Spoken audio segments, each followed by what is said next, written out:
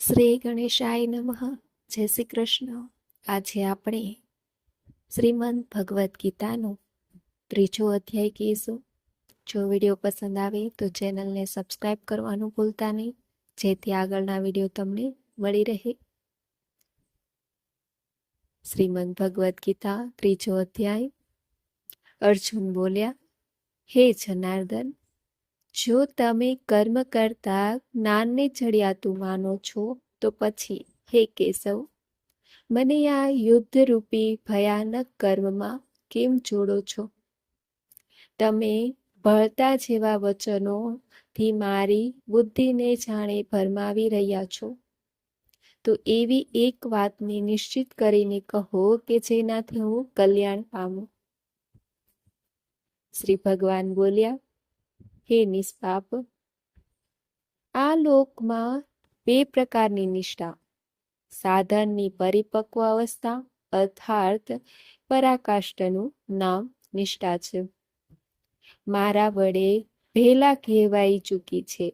એમનામાંથી સંખ્ય યોગીઓની નિષ્ઠા જ્ઞાન યોગ. માયાથી જન્મેલા બધા ગુણોમાં વર્તી રહ્યા છે એમ સમજીને, તેમજ મન, ઇન્દ્રિય અને શરીર દ્વારા થતી સમસ્ત ક્રિયાઓમાં કર્તાપણાના અભિમાનથી રહિત થઈને સર્વવ્યાપી સચ્ચિદાનંદ ઘન પરમાત્મામાં એકાત્મ ભાવે સ્થિત રહેવું, તેનું નામ જ્ઞાન યોગ છે. આને જ સંન્યાસ, સાંખ્ય યોગ વગેરે નામો અપાયા છે. સંન્યાસ દ્વારા અને યોગીઓની નિષ્ઠા કર્મયોગ ફળ તેમજ આસક્તિને છોડીને ભગવદાજ્ઞા પ્રમાણે કેવળ ભગવર્થ સમત્વ બુદ્ધિથી કર્મ કરવું, તેનું નામ નિષ્કામ કર્મયોગ છે. આને જ સમત્વયોગ, બુદ્ધિયોગ, કર્મયોગ, તથર્થ કર્મ, મધર્થ કર્મ, મત્કર્મ વગેરે નામો દ્વારા ઓળખવામાં આવ્યું છે.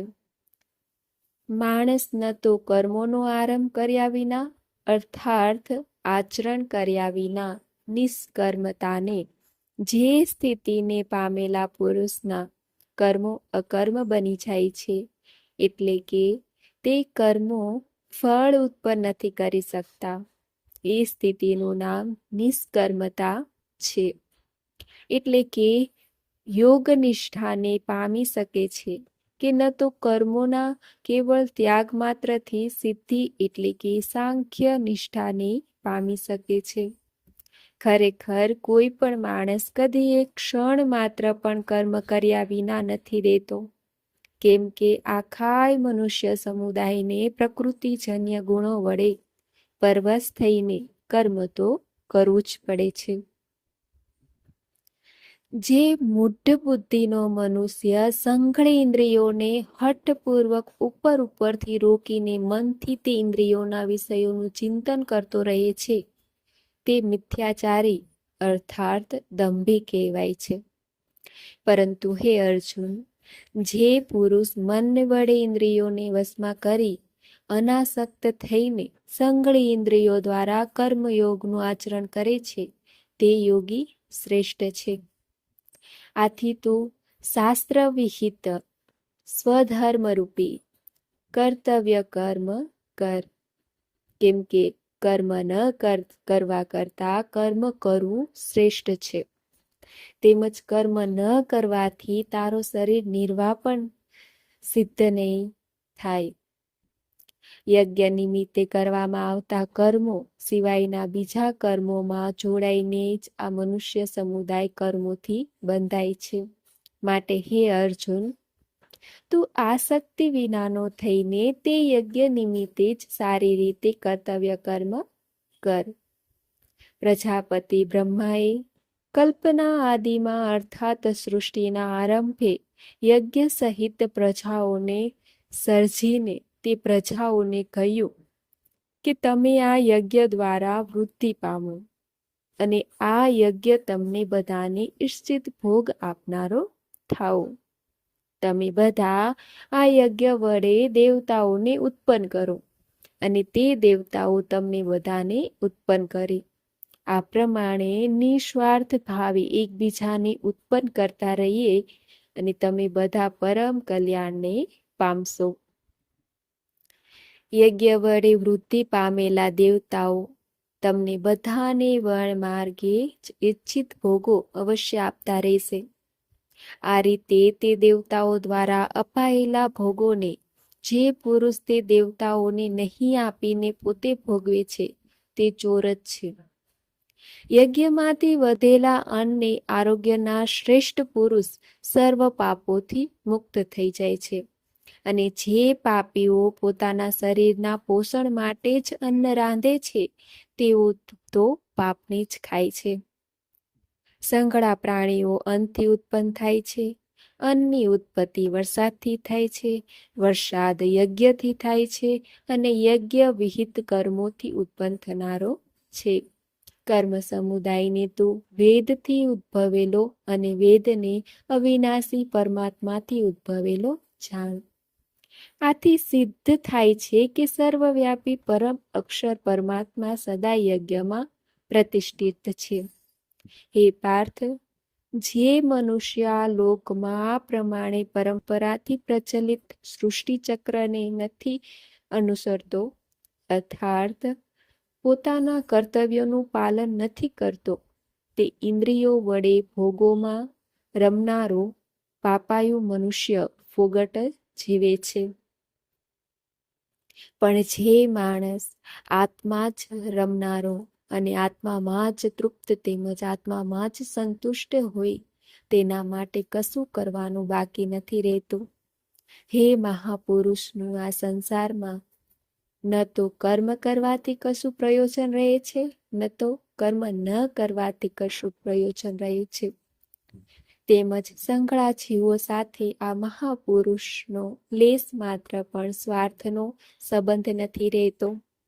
આથી તું નિરંતર આસક્તિ વિનાનો થઈ હંમેશા કર્તવ્ય કર્મોને સમ્યક રીતે કરતો રહે.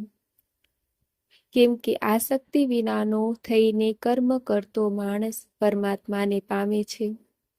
જનક વગેરે જ્ઞાનીજનો પણ આસક્તિ વિનાના કર્માચરણ દ્વારા જ પરમ સિદ્ધિને પામ્યા હતા.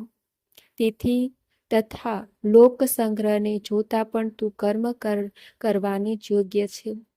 અર્થાત તારા માટે કર્મ કરવું એ જ ઉચિત છે. શ્રેષ્ઠ પુરુષ જે આચરે છે, અન્ય માણસો પણ તેને તે જ આચરે છે. તે જે કંઈ પ્રમાણ કરી આપે છે, સકળ માનવ સમૂહ તે પ્રમાણે વર્તવા લાગે છે. હે પાર્થ, મારે આ ત્રણેય લોકોમાં જ ન તો કશું કર્તવ્ય છે કે ન કશી પ્રાપ્ત કરવા જેવી વસ્તુ અપ્રાપ્ત છે, છતાંય હું કર્મમાં જ વર્તું છું. કેમ કે હે પાર્થ, જો કદાચ હું સાવધાન થઈને કર્મોમાં ન વર્તું તો ભારે હાનિ થઈ જાય. કારણ કે માણસો બધી રીતે મારા જ માર્ગનું અનુસરણ કરે છે. આથી જો હું કર્મ ન કરું તો બધા માણસો નષ્ટભ્રષ્ટ થઈ જાય અને હું શંકરપણાનો કરનાર બનું તથા આખી પ્રજાને નષ્ટ કરનારો બનું. માટે હે ભારત, કર્મમાં આસક્ત થયેલા જ્ઞાનીજનો જે પ્રમાણે કર્મ કરે છે, આસક્તિ વિનાનો વિદ્વાન પણ લોક સંગ્રહની ઈચ્છા રાખતો તે જ પ્રમાણે કર્મ કરે છે. પરમાત્માના સ્વરૂપમાં અચળ ભાવે સ્થિત થયેલો જ્ઞાની પુરુષ શાસ્ત્ર વિહિત કર્મોમાં આસક્તિ રાખનારા અજ્ઞાનીઓની બુદ્ધિમાં ભ્રમ અર્થાત એ કર્મો પ્રત્યે અશ્રદ્ધા ન ઉપજાવે, પરંતુ પોતે શાસ્ત્ર વિહિત સંઘળા કર્મો સારી પેઠે કરતો રહે, એમની પાસે પણ તે જ પ્રમાણે કર્મ કરાવે. વાસ્તવમાં સંઘળા કર્મો સર્વે પ્રકારે પ્રકૃતિના ગુણો વડે કરવામાં આવે છે, છતાં પણ અહંકાર દ્વારા મોહિત થયેલા અંતઃકરણનો જ્ઞાની હું કરતા છું એમ માને છે.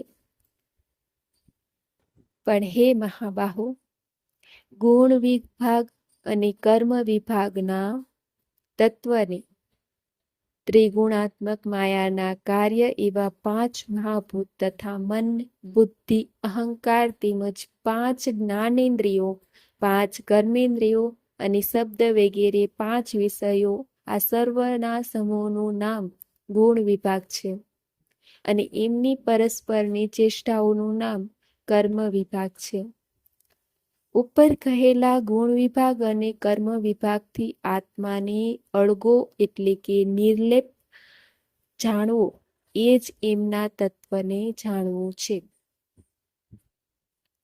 પ્રકૃતિના ગુણોથી અત્યંત મોહિત થયેલા મનુષ્યો ગુણોમાં અને કર્મોમાં આસક્ત રહે છે.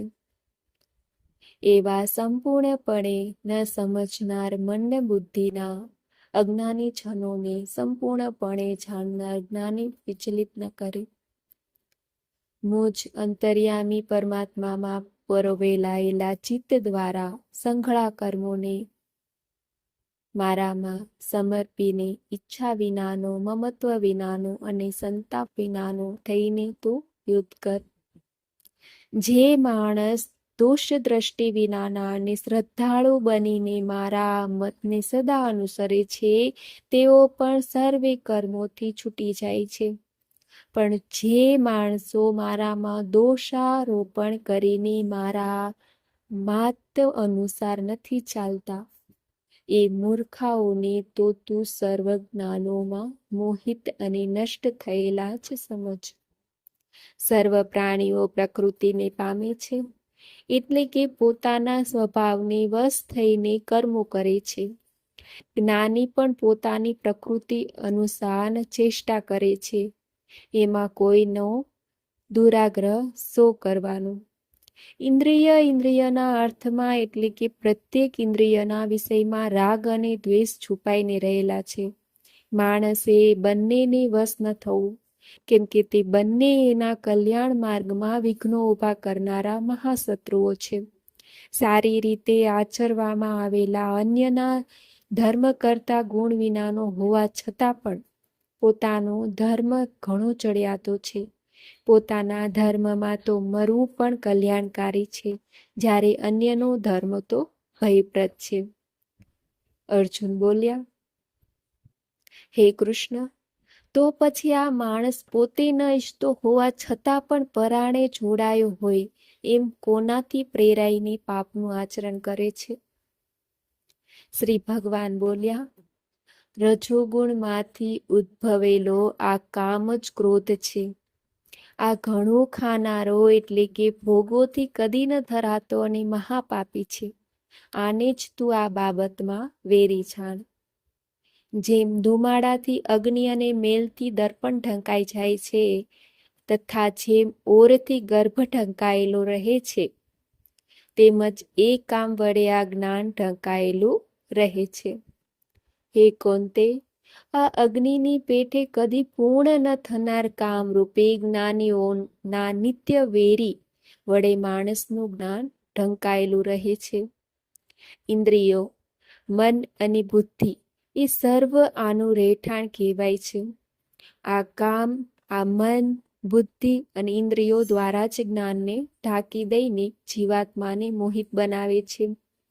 માટે હે ભરતવંશીઓમાં શ્રેષ્ઠ, તું પહેલા ઇન્દ્રિયોને વશમાં કરીને જ્ઞાન અને વિજ્ઞાનનો નાશ કરનાર આ મહાપાપી કામને અવશ્ય બળપૂર્વક હણી નાખ. ઇન્દ્રિયોને સ્થૂળ શરીર કરતાં પણ અર્થાત શ્રેષ્ઠ, બળવાન તેમજ સૂક્ષ્મ કહે છે અને ઇન્દ્રિયો કરતાં પણ મન પર છે. મન કરતાંય બુદ્ધિ પર છે અને જે બુદ્ધિ કરતાં પણ સાવ પર છે તે આત્મા છે. આ પ્રમાણે બુદ્ધિ કરતાં પણ એટલે કે સૂક્ષ્મ, બળવાન અને ઘણા શ્રેષ્ઠ આત્માને ઓળખીને જ અને બુદ્ધિ વડે મનને વશ કરીને હે મહાબાહો, તું આ કામરૂપી દુર્જય શત્રુને હણ. ઓમ તત્સદિતિ. શ્રીમદ્ ભગવદ્ ગીતા સુપનિષદુ બ્રહ્મ વિદ્યાયામ યોગશાસ્ત્રે શ્રી કૃષ્ણ અર્જુન સંવાદે કર્મયોગો નામ તૃતીયો અધ્યાય. કર્મયોગ નામનો ત્રીજો અધ્યાય સમાપ્ત.